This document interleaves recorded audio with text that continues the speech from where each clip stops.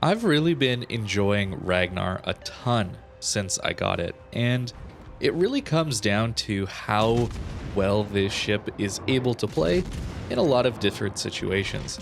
It's not a typical destroyer, but that's one of the reasons why I like it.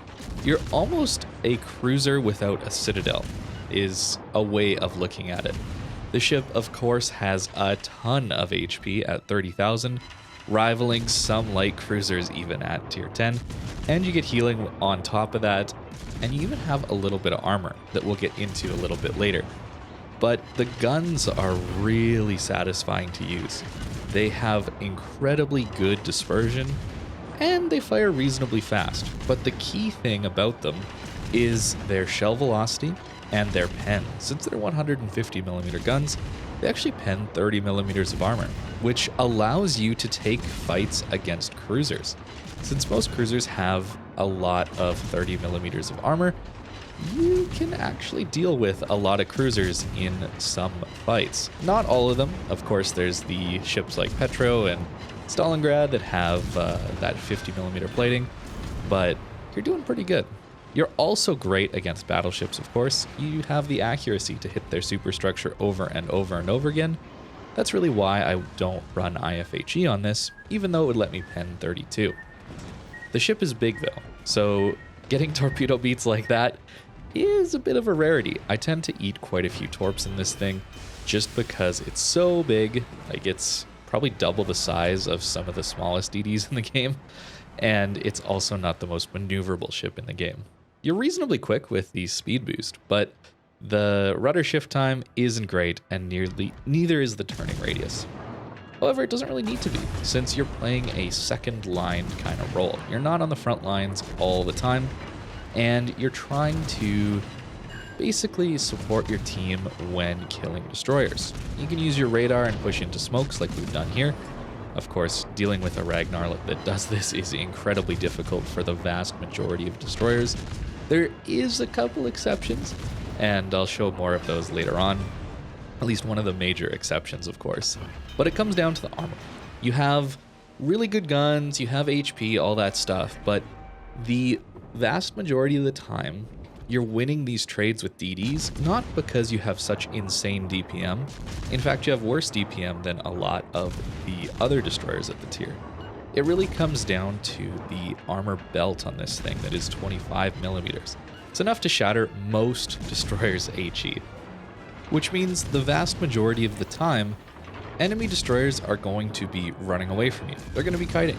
And it's really good we have these insane arcs, allowing us to take these fights when we're pushing into someone who's running away.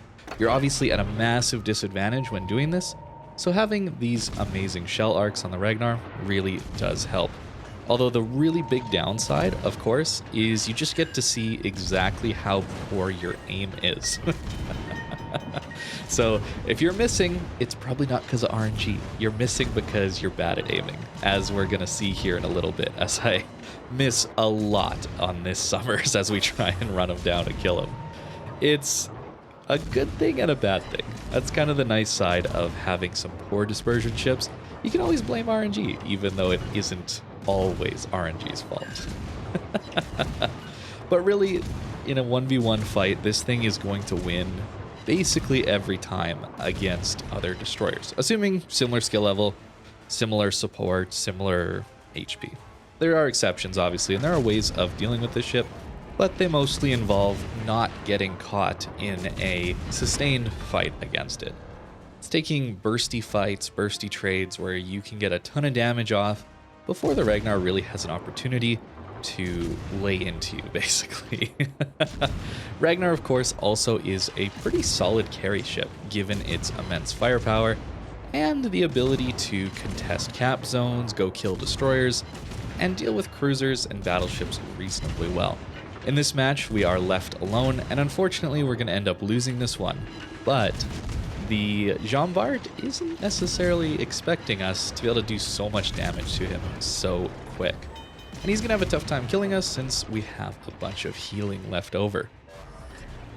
But in this match, the reason we're going to lose is the reason that I won in my Salem video from yesterday.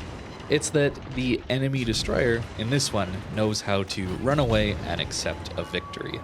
That's not always the case, as you saw yesterday, but in this one, the Kitakaze plays it smart and actually doesn't engage me.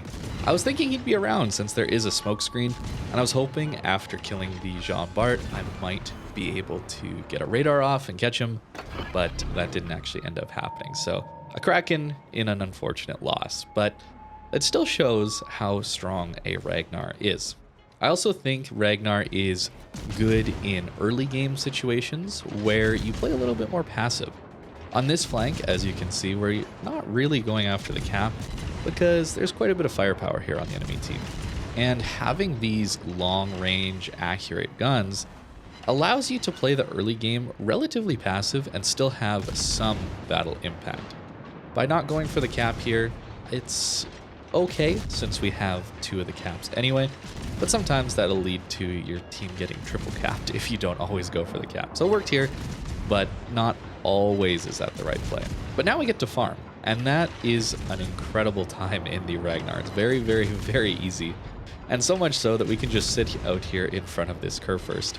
If he decides to click his secondaries onto us, then we'll have to start maneuvering a little bit. We don't want to take all of that damage for free, but for now, it's pretty easy to get all this chip damage in. And of course, there's 2 Schlieffens running down the GK, so he's in a bit of a rough spot here. But I also think that the Ragnar is great in a division.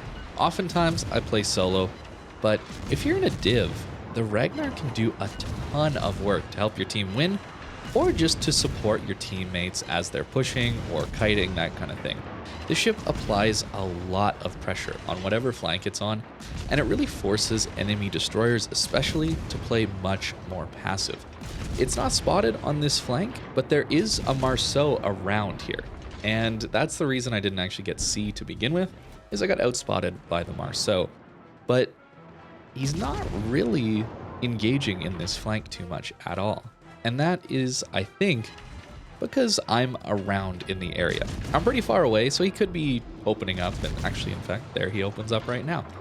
But when there's a Ragnar around and you're in a destroyer, there's a lot of times where you think twice about starting an engagement, since this ship can do reasonably good damage on even fast ships like a Marceau out to 10 kilometers just because of these shell arcs. It's pretty incredible. And I think that's one of the reasons I really enjoy the Ragnar, is the positioning isn't so razor sharp to be impactful on the game. I don't have to constantly be 100% on it to have a battle impact. And that's nice as a relaxing ship. Not having a citadel, of course, also makes a ship like this quite relaxing to play. The healing, all of that.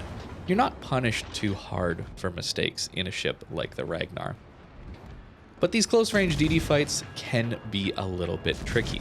And a Marceau is a ship, as we saw in the 5-minute review, that has a ton of DPM. Tons of DPM. But you notice he's really not doing all that much damage to us.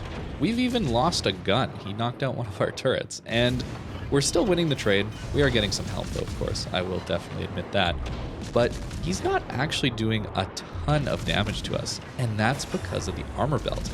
I go flat broadside, and I try and bait him into actually hitting the armor belt.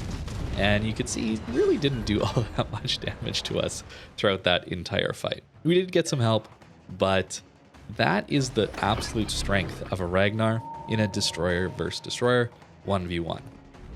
However, if the enemy destroyer has the ability to pen 25 millimeters, like a Harugumo, it gets a little scary. It gets very scary, in fact. You're going to see just how badly we take this trade.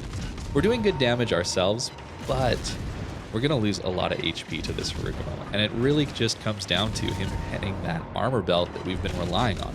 So you have to watch out. It's not the all-powerful win any destroyer engagement, but it is really strong when you have the right scenario to use that armor belt. As we take a quick look at my build, it is going to be a ship I recommend. I think Ragnar, assuming you've got the steel for it, is a really, really, really good ship. And I think it's probably one of the better pickups at the moment. It's just so relaxing and a bit of a hybrid ship between destroyers and cruisers. So if you're liking either playstyle, you're probably going to enjoy the Ragnar. It's just incredibly flexible and really good in a lot of situations. Divisions, solo, it's just a really good, relaxing ship to play that has high battle impact. But let me know what you think about the Ragnar in the comments down below. And I want to thank you very much for watching this video, and I hope you have a great rest of your day.